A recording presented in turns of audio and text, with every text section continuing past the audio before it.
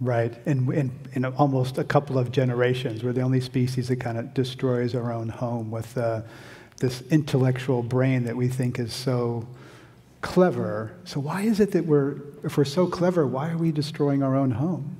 Because we've lost the connection between the clever brain and the human heart, which is love and compassion. And we're overcome with, you know, the divide between the haves and the have-nots is getting wider and wider. And the few people who have unsustainable lifestyles are doing a tremendous amount to destroy the environment. But then on the other hand, so is poverty. Poverty isn't talked about enough. But the really poor people in the rural areas, they destroy the planet simply to survive, cutting down the trees to make money from charcoal or timber in Africa, or to make more land to grow food for their growing families. And in the urban areas, they buy the cheapest junk food because it's all they can afford. They can't afford, as we three can, to ask, where did it come from? How was it made? Did it harm the environment? Was it cruel to animals like factory farms? Is it cheap because of unfair wages? They have to buy the cheapest to survive. Environmental journalism can be dark, and there's a real problem with the doom narrative, and it's sort of. So, what are some positive stories about climate and nature that Mongabay has covered? Because you cover the darkness and you also cover the light. Yeah, well, I think it's challenging because there is so much doomerism and bad news in the world. You really have to make an effort to dig out those positive stories. And so, you know, one of the big stories is there are places where recovery has happened. So you've had places like Costa Rica where you've had, you know, large-scale conversion of forests that are now coming back from. So you went from like a 23% forest cover to 50% forest cover. There's also this movement to recognize indigenous peoples and local communities and the conservation outcomes that have been achieved on their lands. And so putting local communities at the center of conservation efforts has had these you know, really wonderful impacts. And so that's kind of been a transformation, I would say, in the past decade where that's been recognized.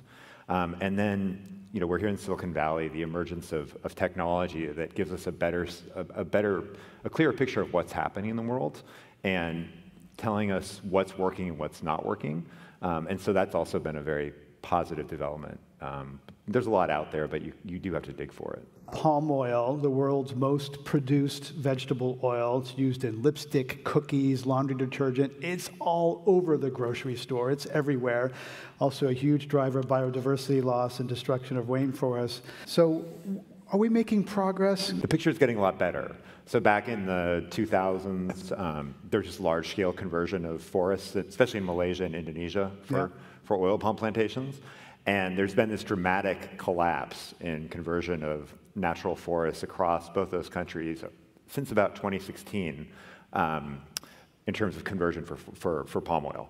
So the story has changed radically in a very positive direction.